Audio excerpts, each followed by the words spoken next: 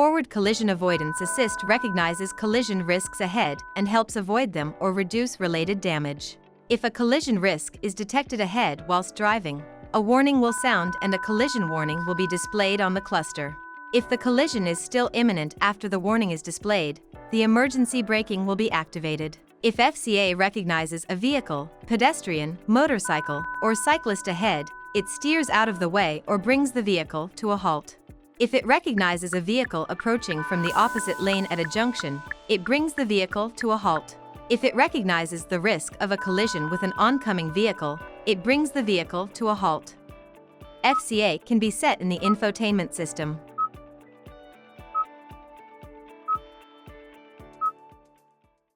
Kia, movement that inspires.